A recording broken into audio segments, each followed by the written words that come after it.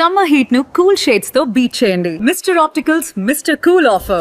Up to 75% off in summer glasses. Bharat माता की जय। భారత మాతాకి జై। నేను నా ప్రసంగాన్ని మొదలు పెట్టేదానికంటే ముందు ఇక్కడ చాలా మంది నా బాల కళాకారుల మిత్రులు ఉన్నారని నేను చూస్తున్నాను। పెయింటింగ్స్ గీసి తీసుకొచ్చారు।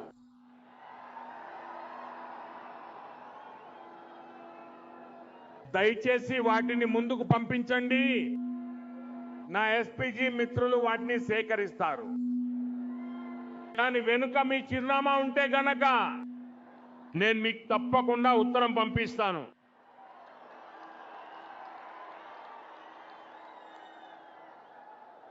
మైక్ వాళ్ళు చూడండి, మధ్యలో విజిల్ సౌండ్ వస్తుంది। భారత్ మాతాకి జై। ఏ చిత్రాలున్నా ముందుకు పంపించండి। తర్వాత ఎవరిని ఇబ్బంది పెట్టకండి। మీ చేతులు కూడా కిందకి దించండి। అక్కడ దూరంగా కూడా ఉన్నారు, ఎస్పీజీ వాళ్ళు ఆగి అందరి దగ్గర తీసుకోండి।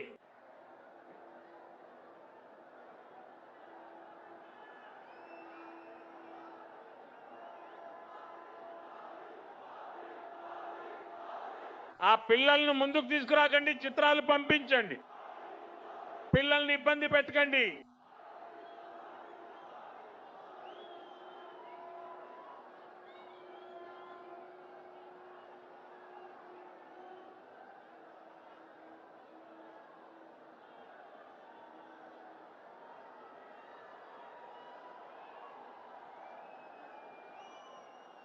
ఈ మహాత్ముడు ఒక దండ తెచ్చారు సోదరా, అది కూడా తీసుకో।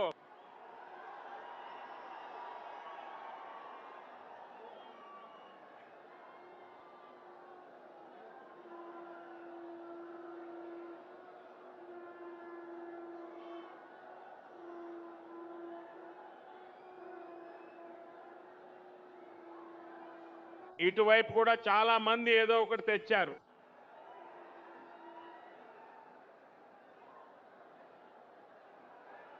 ఇప్పుడు నేను నా మాట మొదలు పెట్టినా,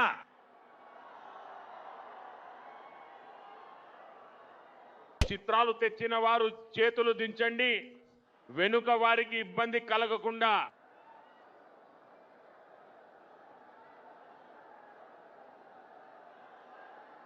భారత్ మాతాకు జయము। భారత్ మాతాకి జై। నా ప్రియమైన సోదరులారా, ఓ తెలంగాణ ప్రజలారా, మీ అందరికీ హృదయపూర్వకంగా నమస్కరిస్తున్నాను। శుభాకాంక్షలు। మిత్రులారా, నిన్న నేను బెంగాల్లో ఉన్నాను।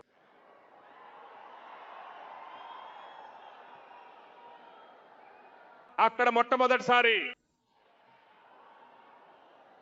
బీజేపీ ముఖ్యమంత్రి పదవి ప్రమాణ స్వీకారం చేశారు। మొట్టమొదటిసారి బెంగాల్లో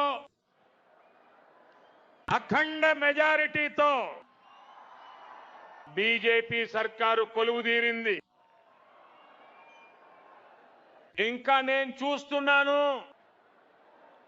బీజేపీకి లభించిన ఈ చారిత్రాత్మక విజయం, దాని యొక్క ఉత్సాహం ఇక్కడ మన తెలంగాణలో కూడా స్పష్టంగా కనిపిస్తోంది। ఇక్కడున్న బీజేపీ కార్యకర్త ప్రతి ఒక్కరూ ఆ ఉత్సాహంతో నిండి ఉన్నారు। సాథియో, ఈరోజు దేశంలోని నలుమూలలా భారతీయ జనతా పార్టీపై ప్రజల ఆశీర్వాదం నిరంతరాయంగా పెరుగుతూనే ఉంది। దేశ ప్రజలు మళ్ళీ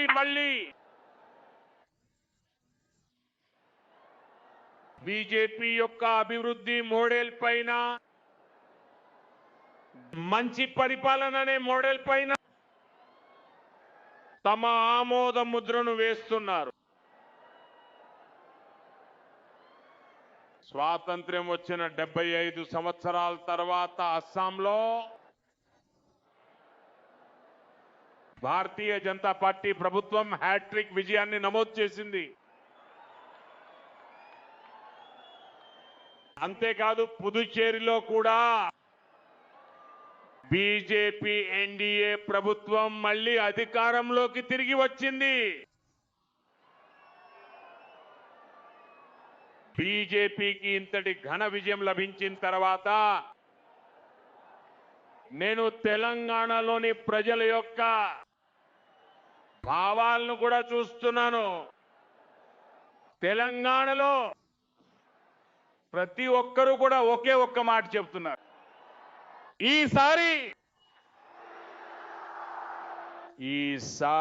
ఈసారి తెలంగాణ రాష్ట్రంలో కూడా జరగబోతోంది.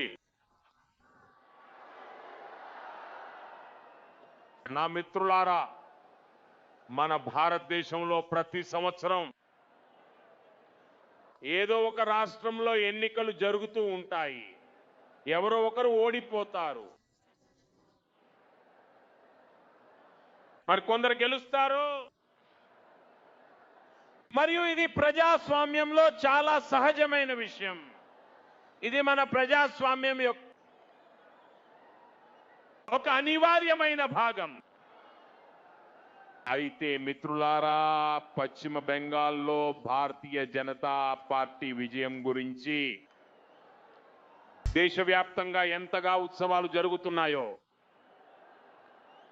ప్రపంచవ్యాప్తంగా దీనిపై ఎంతగా చర్చ జరుగుతోందో, అలాంటి చర్చ ఇంతకు ముందు ఏ విజయం మీద కూడా జరగలేదు.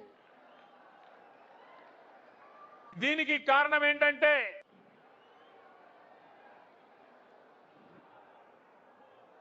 బెంగాల్లో కేవలం రాజకీయ పార్టీల మధ్య గెలుపోటములు మాత్రమే జరగలేదు. అక్కడ ఒక విధమైన రాజకీయాలను ప్రజలు ఓడించడం జరిగింది. అది ఒక రకంగా చెప్పాలంటే బెంగాల్ రాష్ట్ర ప్రజలను బానిసత్వపు సంకెళ్లలో బంధించి పెట్టింది. మిత్రులారా, ఈ దేశంలో కాంగ్రెస్ పార్టీ అవినీతిని ప్రోత్సహించింది, కుటుంబ రాజకీయాలను పెంచింది. అంతేకాదు రాజ్యాంగబద్ధమైన సంస్థల యొక్క గొంతు నొక్కే పని చేసింది. అంశీ ఏర్పడినప్పుడు అది కాంగ్రెస్ నుండి ఈ చెడు అలవాట్లన్నింటినీ నేర్చుకుంది. దానితో పాటు లెఫ్ట్ పార్టీకి కూడా ఎన్ని చెడ్డ అలవాట్లు ఉన్నాయో వాటిని కూడా టీఎంసీ అలవర్చుకుంది. ఆ తర్వాత టీఎంసీ పార్టీ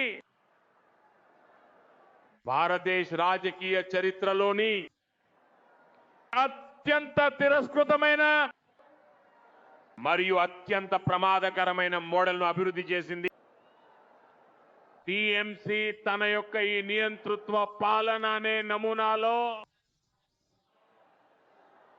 బెంగాల్ను ఇనుప సంఖ్యలతో బంధించి వేసింది.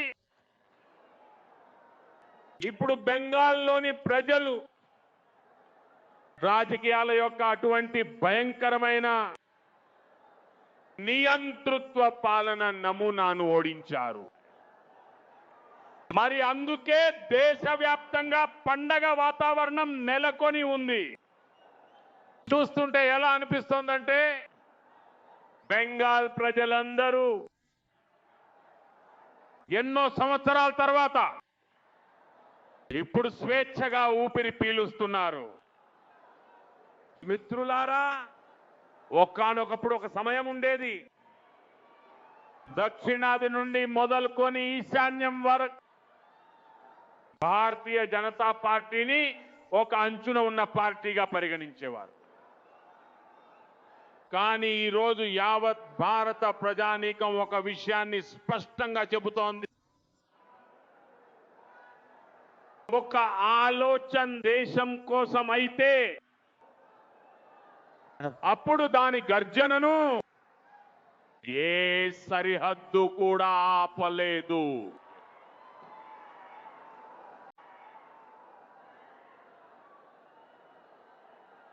సోదరులారా, దయచేసి చూడండి, ఇక ముందు వైపు ఖాళీ స్థలం లేదు.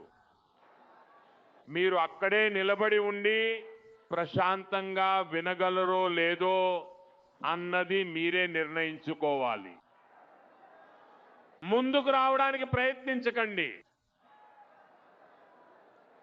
దయచేసి మీరు ఉన్న చోటనే ఆగండి, ముందుకు రాకండి.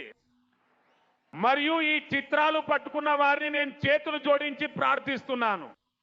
ఒకవేళ మీరు మీ చిత్రాన్ని కింద పెట్టండి, తర్వాత నాకు పోస్టులో పంపండి, లేదా ఎవరి చేతికైనా ఇచ్చి ముందుకు పంపించండి.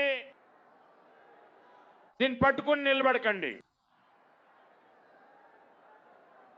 అక్కడ పార్టీ వాలంటీర్లు ఎవరైనా ఉంటే దయచేసి నేను చెప్పింది చేయించండి.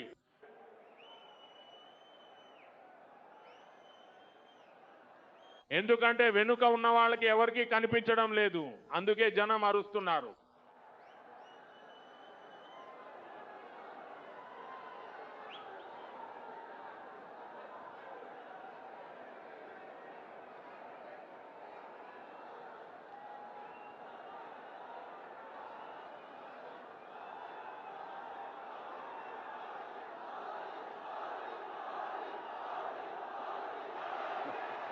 దయచేసి ఎవరు ఒకరినొకరు కొట్టుకోవద్దు. మన ప్రధానమంత్రి గారు మాట్లాడుతున్న సమయంలో ఆ జెండాను పైనుంచి కిందకు దించండి, దయచేసి కిందకు దించండి. నాయనా, వాళ్ళు లోపల ఏదో చేస్తున్నారు, ప్లీజ్ మాట్లాడకండి. అందరూ చిత్రంలోకి రావాలి. ఇక్కడ పోస్టర్లు కూడా, ఆ పోస్టర్లు కూడా కనపడాలి. ఇక్కడ పోస్టర్లు కూడా కనపడాలి. పట్టుకున్నారు, ఒక పోస్టర్ కింద పెట్టండి, పోస్టర్ మీదకి ఎక్కండి.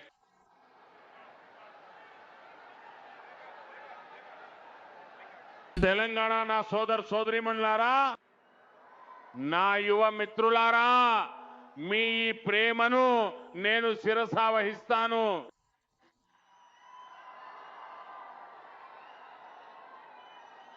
మీరందరూ నాపై ఇంతటి ప్రేమను కురిపిస్తూ ఉండటం నిజంగా నా అదృష్టం. కానీ మీరు కొంచెం శాంతంగా ఉంటే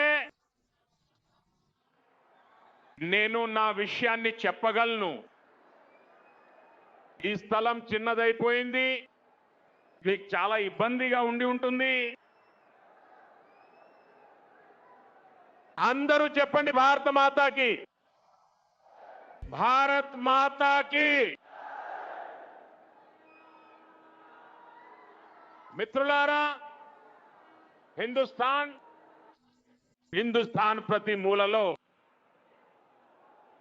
అస్సాం నుండి ఒడిశా వరకు మరియు బెంగాల్ నుండి పుదుచ్చేరి వరకు ఇది కేవలం ఎన్నికల విస్తరణ మాత్రమే కాదు. ఇది భారతదేశ రాజకీయ ఆలోచనలో వచ్చిన ఆ మార్పుకు సంకేతం. ఇక్కడ ప్రజలు ఇప్పుడు వంశపారంపర్యాన్ని కాదు, కుటుంబ పాలనను కాదు, విశ్వాసంతో కూడిన పాలనను ఎంచుకుంటున్నారు. మీరే ఒకసారి ఆలోచించండి. 10 సంవత్సరాల క్రితం అస్సాంలో బీజేపీకి కొద్దిమంది ఎమ్మెల్యేలే ఉండేవారు. ఈ రోజు అక్కడ మూడవసారి బీజేపీ ఎన్డీఏ ప్రభుత్వం అధికారంలోకి వచ్చింది. 10 సంవత్సరాల క్రితం బెంగాల్లో బీజేపీకి కేవలం 3 ఎమ్మెల్యేలు మాత్రమే ఉండేవారు. ఈ రోజు బెంగాల్లో భారతీయ జనతా పార్టీ 200 మార్కును దాటిపోయింది. ఒకానొకప్పుడు ఎక్కడైతే బీజేపీ జెండాను ఎత్తడానికి కూడా ఎవరు సిద్ధంగా ఉండేవారు కాదు, అలాంటి చోట ఈ రోజు బీజేపీ ప్రభుత్వాలు ఏర్పడుతున్నాయి. మిత్రులారా, తెలంగాణ అలాంటి అప్పట్లో బీజేపీ పార్టీకి మొదటి ఎంపీని అందించింది. అప్పుడు మాకు కేవలం 2 ఎంపీలు మాత్రమే ఉండేవారు. ఆ 2లో ఒకరు తెలంగాణకు చెందినవారు. దేశంలోని మిగతా ప్రాంతాల్లో బీజేపీకి అంతగా మద్దతు లేనప్పుడు అప్పుడు కూడా తెలంగాణ బీజేపీతో ఉండేది.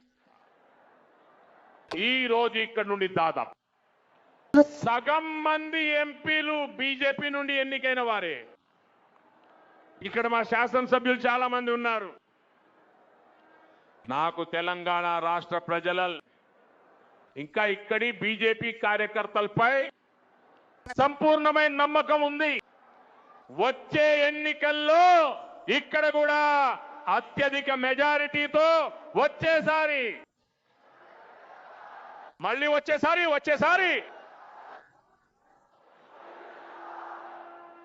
తెలంగాణ రాష్ట్ర ప్రజలు కాంగ్రెస్ పార్టీ మరియు బీఆర్ఎస్ పార్టీ యొక్క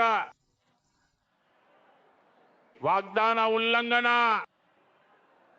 మరియు వీరి యొక్క కుటుంబ పాలన రాజకీయాలతో పూర్తిగా విసిగిపోయారు. ఈ కారణంగా కూడా తెలంగాణ ప్రజలు మార్పును కోరుకుంటున్నారు. సోదరులారా, భారతీయ జనతా పార్టీకి ఎల్లప్పుడూ ఇదే మంత్రంగా ఉంది.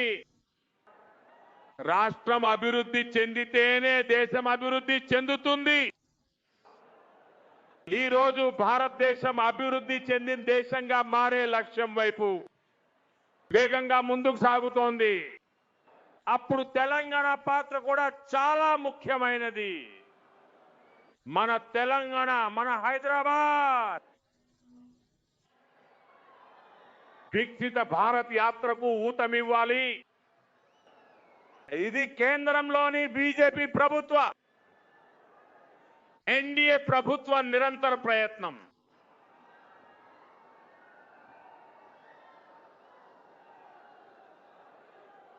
ఇదే ఉద్దేశంతో కొద్దిసేపటి క్రితం నాకు 1000 కోట్ల ప్రాజెక్టులకు శంకుస్థాపన చేసే అవకాశం దొరికింది. మిత్రులారా, ప్రస్తుతం దేశవ్యాప్తంగా 14 ఇండస్ట్రియల్ కారిడార్ల పనులు నడుస్తున్నాయి. వాటిలో ఒకటి ఇక్కడ తెలంగాణలో ఏర్పాటు కాబోతోంది. జహీరాబాద్ పారిశ్రామిక ప్రాంతంలో వాహనాల తయారీ నుంచి ఫుడ్ ప్రాసెసింగ్ దాకా పరిశ్రమల కోసం ఒక ఆధునిక వ్యవస్థ ఏర్పడుతోంది. ఇది లక్షలాది మంది యువతకు ఉపాధి కల్పించే పని. ఈ పారిశ్రామిక ప్రాంతం ఇక్కడి రైతులకు, మధ్య తరగతి వారికి ఒక కొత్త వరంగా రాబోతోంది. మిత్రులారా, మరో ఉదాహరణ టెక్స్టైల్ పార్క్ కూడా ఉంది.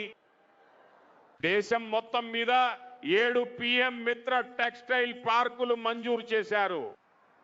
అందులో ఒకటి ఇక్కడ తెలంగాణలో మన వరంగల్లో ఏర్పాటు చేస్తున్నారు. తెలంగాణ వస్త్ర పరిశ్రమకు ఇది కొత్త బలాన్ని ఇస్తుంది. ఇక్కడ ఉన్న కాటన్ ఫార్మర్లకు ఈ టెక్స్టైల్ పార్క్ వారి తలరాతను మార్చేందుకు ఎంతగానో పనిచేస్తుంది. మరియు దీనిలో కూడా లక్షలాది ఉద్యోగావకాశాలు వస్తాయి. సోదరులారా, తెలంగాణలోని పత్తి రైతులకు ఇంకొక శుభవార్త కూడా ఉంది. ఇటీవలే పత్తి యొక్క ఉత్పత్తి మరియు నాణ్యతను పెంచడం కోసం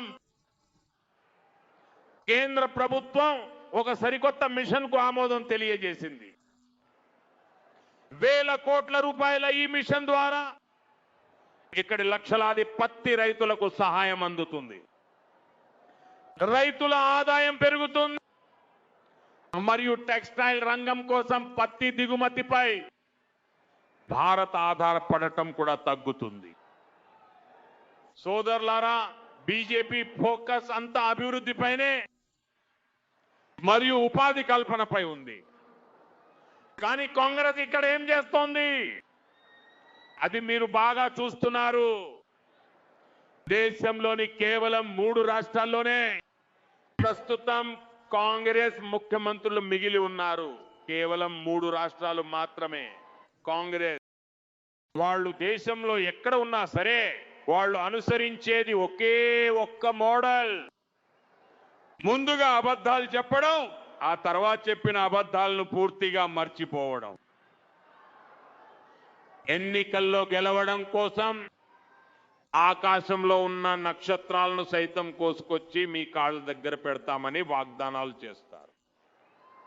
ఆ తర్వాత ప్రభుత్వం ఏర్పడ్డాక సాకులు చెప్పడం మొదలు పెడతారు.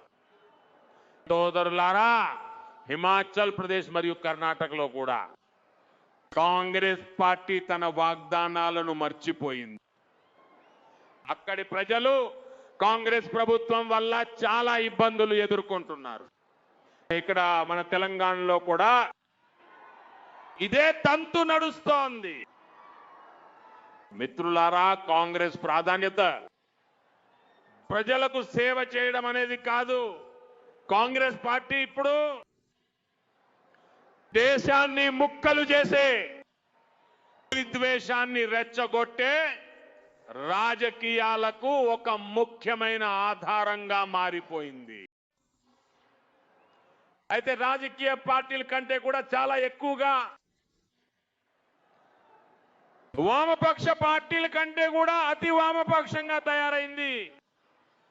ఒక పక్కా మరియు వికృతమైన మావోయిజంగా మారిపోయింది. మరియు ముస్లిం లీగ్ కంటే ఛాందస్వాదంగా అదే ముస్లిం లీగ్ గా మారిపోయింది.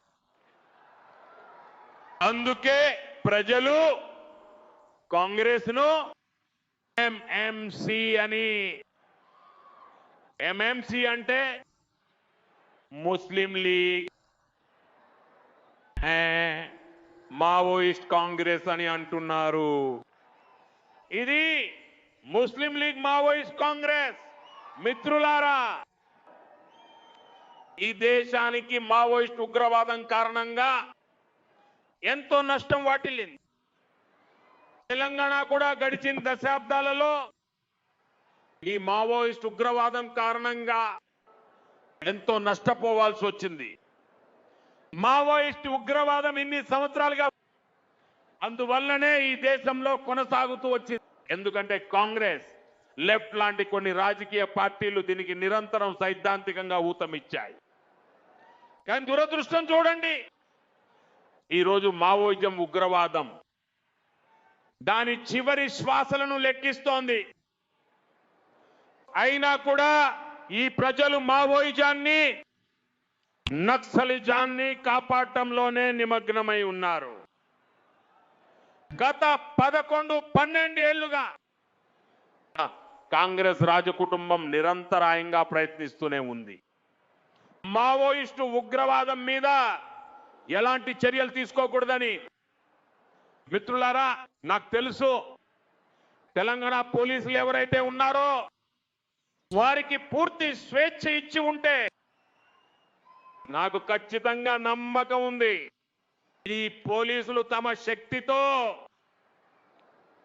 కేంద్ర ప్రభుత్వ విధానాలతో అడుగులు కలుపుతూ ముందుకు సాగి ఉంటే ఎప్పుడో మావోయిస్టు ఉగ్రవాదం అంతమై ఉండేది. అయితే ఈ ప్రజలు ఏమాత్రం సహకరించలేదు. అందుకే దేశం మావోయిస్టు ఉగ్రవాదాన్ని పూర్తిగా అణచివేయడానికి ఇంత ఎక్కువ సమయం పట్టింది. మిత్రులారా, బీజేపీ ఎన్డీఏ ప్రయత్నాలతో ఇప్పుడు తెలంగాణ మావోయిస్టు ఉగ్రవాదం బారి నుండి పూర్తిగా విముక్తి పొందుతోంది. అందుకే తెలంగాణలో బీజేపీ ప్రభుత్వం ఏర్పడటం అనేది ఇప్పుడు మరింత ముఖ్యమైన అవసరంగా మారింది. ఇక్కడ బీజేపీ ప్రభుత్వం ఒక కొత్త ఆలోచన, ఒక కొత్త విజన్ మరియు ఒక కొత్త నిబద్ధతతో ప్రభుత్వాన్ని నడుపుతుంది. దాని లక్ష్యం వికసిత తెలంగాణ. మిత్రులారా, ఈరోజు మన భారతదేశం చాలా వేగంగా అభివృద్ధి చెందడానికి ముందుకు సాగుతోంది. అయితే ఈ సమయంలో భారతదేశం అనేక పెద్ద సవాళ్లను కూడా ఎదుర్కొంటోంది. మిత్రులారా, కరోనా కాలంలోనే ప్రపంచం మొత్తం సరఫరా ఈ గొలుసుకట్టు సంక్షోభంలో చిక్కుకుంది. కోవిడ్ తర్వాత ఉక్రెయిన్లో యుద్ధం మొదలైంది. దానివల్ల ప్రపంచ సమస్యలు మరింత పెరిగాయి. ఆహారం, ఇంధనం, ఫర్టిలైజర్ ఈ 3 విషయాలపై తీవ్ర ప్రభావం పడింది. గత 5-6 సంవత్సరాల్లో ఈ సంక్షోభాన్ని ఎదుర్కోవడానికి మా ప్రభుత్వం నిరంతర ప్రయత్నాలు చేస్తోంది. మీకు ఆ సమయం గుర్తుండే ఉంటుంది. ఇంకా ఈ రోజు కూడా ఫర్టిలైజర్ యొక్క ఒక్కో బస్తా ప్రపంచంలో 3,000 రూపాయలకి అమ్ముడవుతోంది. ఒక బస్తాకి 3,000 రూపాయలు. ఎంత? మీరే చెప్పండి, ఒక బస్తాకి ఎంత? అంకె కాదు, నోటితో చెప్పండి. 3,000 రూపాయలు. ఒక బస్తాకి ఎంత అవుతుంది? ఒక బస్తాకి ఎంత? మళ్ళీ చెప్పండి, ఒక బస్తాకి ఎంత? మరియు భారతదేశంలోని రైతులకు అదే ఎరువుల బస్తాను 300 రూపాయల కన్నా తక్కువ ధరకే ఇవ్వబడుతోంది. 3,000కి బదులుగా 300 రూపాయలకే ఇస్తున్నాం. సప్లై చైన్ కు సంబంధించిన ఈ ఇబ్బందుల మధ్యలో గడిచిన 2 నెలల నుండి మన పొరుగు దేశంలోనే కూడా చాలా పెద్ద యుద్ధం జరుగుతోంది. దీని యొక్క ప్రభావం యావత్ ప్రపంచం మీద పడింది. ఇంకా భారత్ పై అయితే ఇంకా తీవ్రమైన ప్రభావం పడింది. మిత్రులారా, భారత్ దగ్గర చాలా పెద్ద చమురు బావులేమీ లేవు. మనకు అవసరమైనటువంటి పెట్రోల్, డీజిల్, గ్యాస్ ఇవన్నీ కూడా చాలా పెద్ద పరిమాణంలో ప్రపంచంలోని ఇతర దేశాల నుండి బయటి నుంచి తెప్పించుకోవాల్సి వస్తుంది.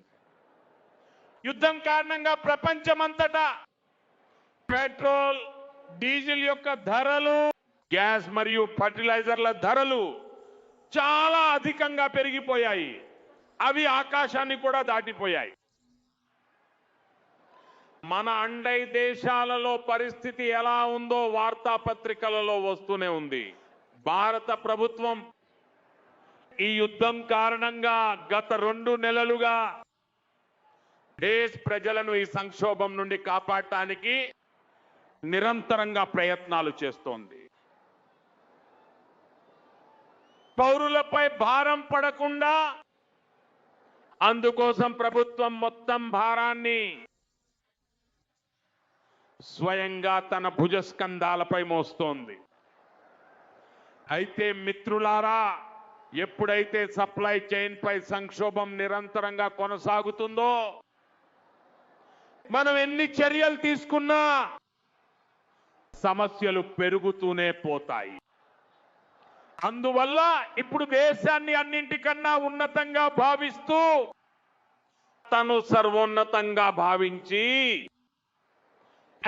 మనమందరం ఏకమై పోరాడవలసి ఉంది. అలా కాదు, మనం ఒక విషయాన్ని గుర్తుంచుకోవాలి.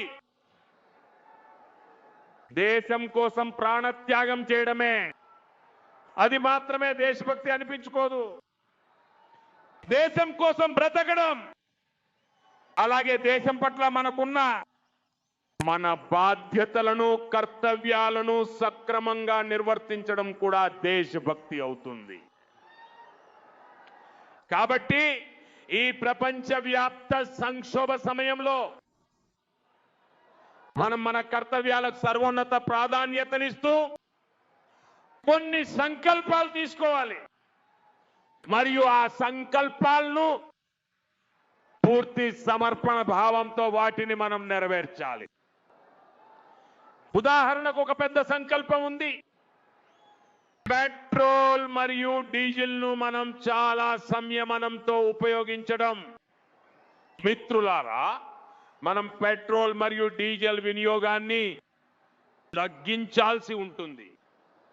నగరాల్లో ఎక్కడైతే మెట్రో ఉందో అక్కడ మనం నిర్ణయించుకోవాలి, మనం మెట్రోను మాత్రమే ఉపయోగించాలి. వీలైనంత ఎక్కువగా మెట్రోలోనే వెళ్దాం.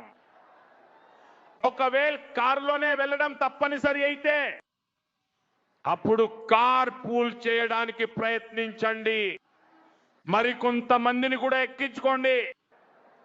ఒకవేళ మనం ఎక్కడికైనా సామాను పంపించాల్సి వస్తే మనం ప్రయత్నించాల్సింది ఏంటంటే దాన్ని వీలైనంత ఎక్కువగా రైల్వే గూడ్స్ రైల్వే సర్వీసుల ద్వారా పంపించాలి. ఎందుకంటే ఎలక్ట్రిక్ రైల్వే కావడం వల్ల పెట్రోల్ డీజిల్ అవసరం ఉండదు. ఎవరి దగ్గర అయితే ఎలక్ట్రిక్ వాహనం ఉందో వాళ్ళు కూడా ఎలక్ట్రిక్ వెహికల్ ను వీలైనంత ఎక్కువగా ఉపయోగించడానికి ప్రయత్నించాలి. మిత్రులారా, మనం కరోనా సమయంలో వర్క్ ఫ్రమ్ హోమ్, ఆన్లైన్ మీటింగ్లు, వీడియో కాన్ఫరెన్స్ల వంటి అనేక వ్యవస్థలను అభివృద్ధి చేసుకున్నాం. మనకది అలవాటైపోయింది. ఈ రోజు కాలం కోరుతున్నది ఏమిటంటే ఆ వ్యవస్థలను మళ్ళీ తిరిగి ప్రారంభించాలి. అప్పుడు అది దేశ హితం కోసం అవుతుంది. వర్క్ ఫ్రమ్ హోమ్, ఆన్లైన్ కాన్ఫరెన్స్లు, వర్చువల్ మీటింగ్లు, వీటికి మనం తిరిగి ప్రాధాన్యతనివ్వాలి. మిత్రులారా, ఈ రోజు ఉన్న సంక్షోభంలో మనం విదేశీ మారక ద్రవ్యాన్ని ఆదా చేయడంపై కూడా చాలా ఎక్కువ దృష్టి పెట్టాల్సి ఉంటుంది.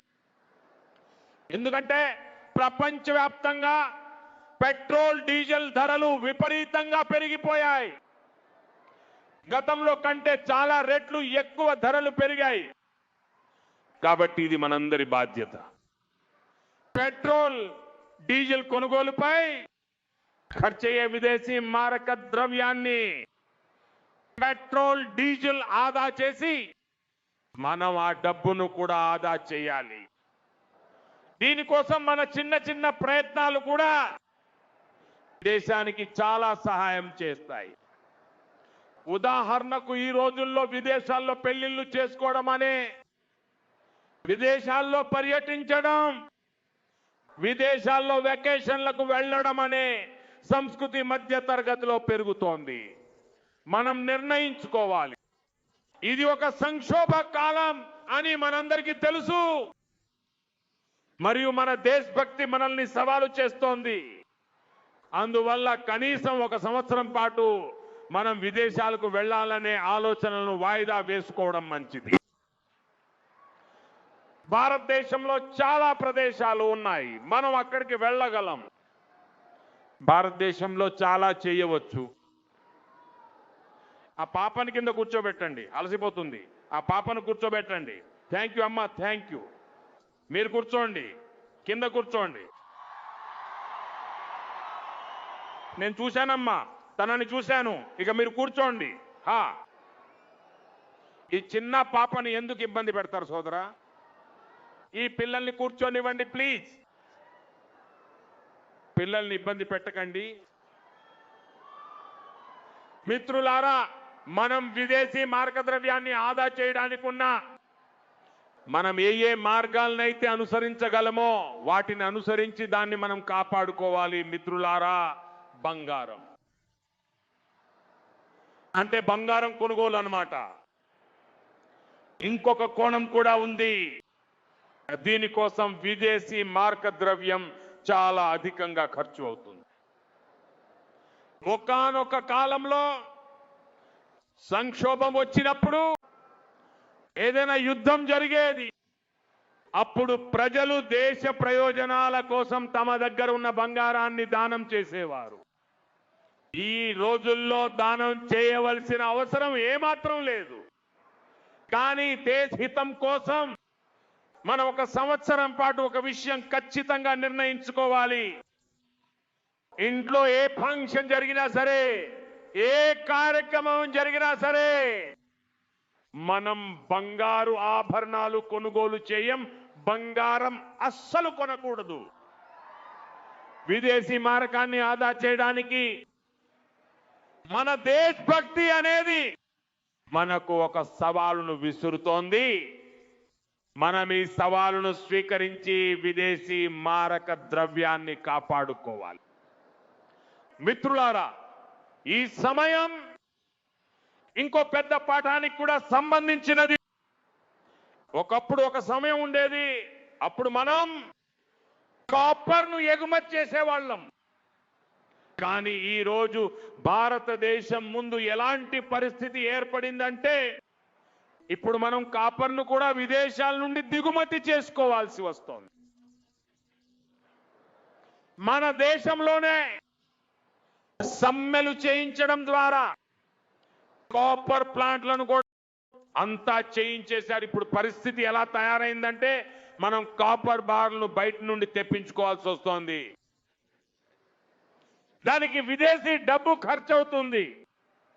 అందువల్లనే నేను ఇలాంటి శ్రామిక సమూహాలు, కార్మిక సంస్థలు అన్నింటికీ కూడా నేను విజ్ఞప్తి చేస్తాను. మనం ఇటువంటి విషయాలను తప్పనిసరిగా గమనించి వాటిపై దృష్టి పెట్టాలి. భారతదేశం ఆత్మ నిర్భర అవ్వకుండా ఏ చర్యలైతే అడ్డుకుంటాయో వాటి నుండి మనం దూరం పాటించాల్సి ఉంటుంది. మరియు ఎవరైతే ఇటువంటి కుట్రలలో నిమగ్నమై ఉన్నారో వారిపై కూడా కఠినమైన నిఘా పెట్టాలి. నేను దేశంలోని న్యాయస్థానాలను కూడా కోరుతాను.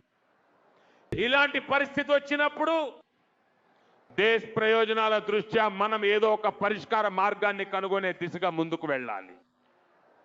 సోదరులారా, సరిగ్గా ఇలాగే వంట నూనె విషయం కూడా ఉంది.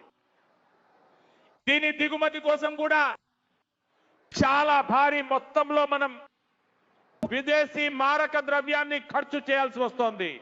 ప్రతి ఒక్క కుటుంబం ఒకవేళ వంట నూనె విషయంలో వంట నూనెను ఏ విధంగా అయితే ఉపయోగిస్తారో వాళ్ళు గనక కొంచెం వాడకం తగ్గిస్తే, నేను పదే పదే చెప్పాను 10% తగ్గించండి అని. ఒకవేళ మనం నూనె తినడం తగ్గిస్తే అది కూడా దేశభక్తికి సంబంధించిన చాలా పెద్ద పని అవుతుంది. మీరు దేశ సేవకు తోడ్పడవచ్చు. మరి దీనివల్ల దేశానికి సేవ చేసినట్టు అవుతుంది, మన దేహానికి కూడా సేవ చేసినట్టు అవుతుంది.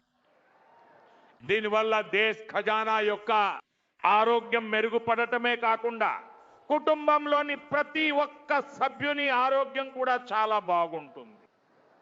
సోదరులారా, విదేశీ మారక ద్రవ్యాన్ని ఎక్కువగా వినియోగించే అలాంటిదే మరొక రంగం మన వ్యవసాయ రంగం. మనం చాలా భారీ పరిమాణంలో విదేశాల నుండి కెమికల్ ఫర్టిలైజర్ను దిగుమతి చేసుకుంటాం.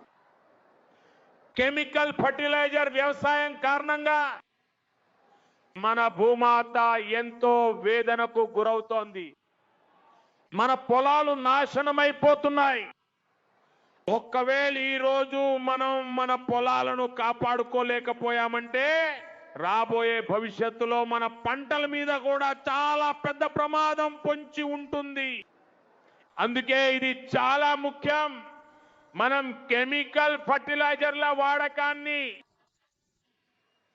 30% తగ్గించాలి. 40% నుండి 50% దాన్ని తగ్గించి సగం చేద్దాం.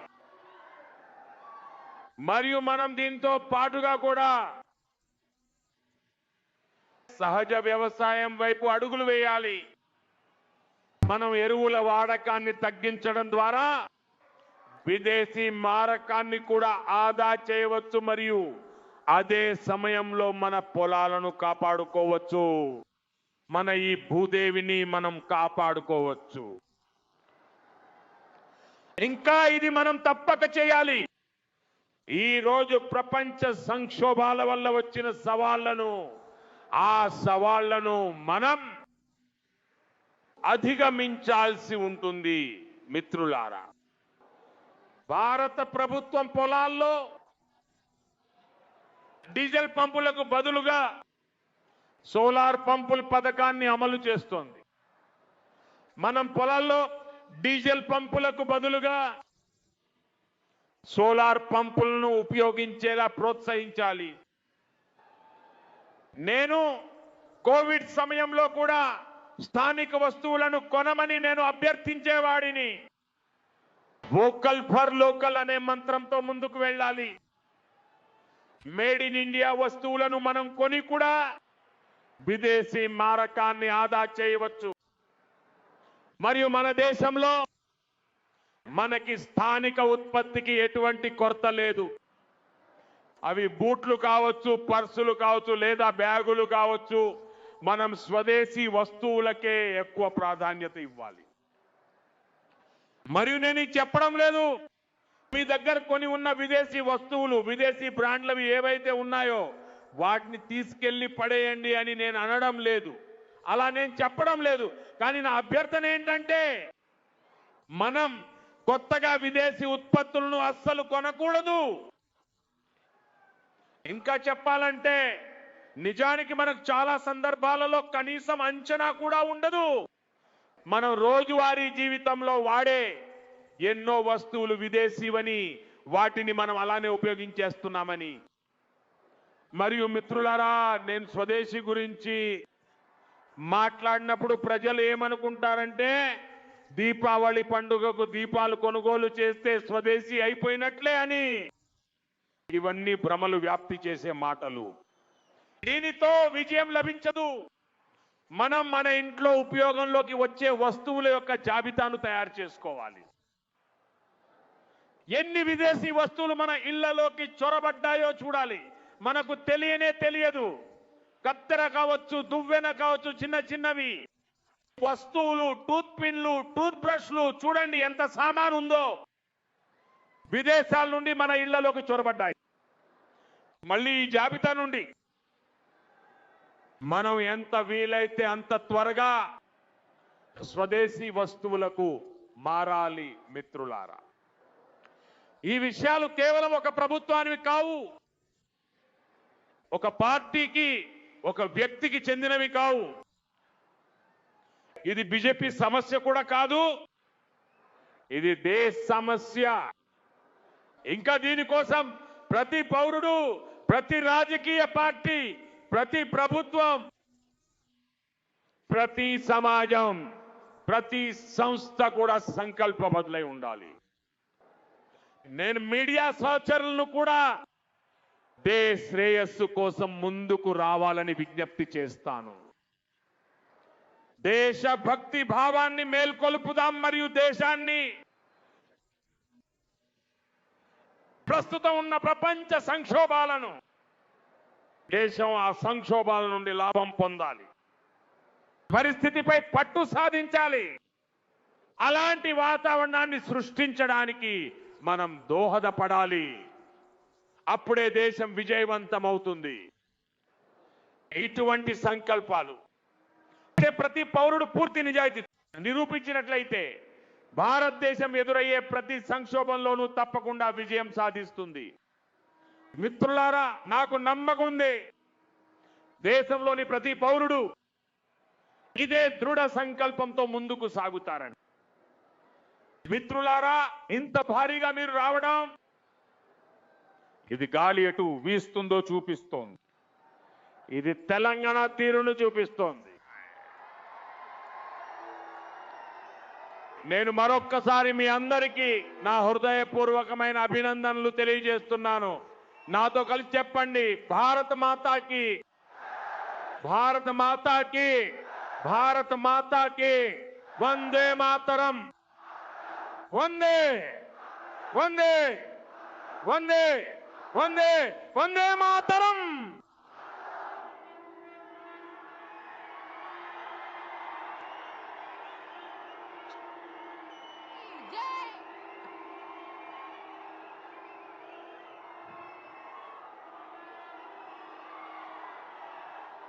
Jai!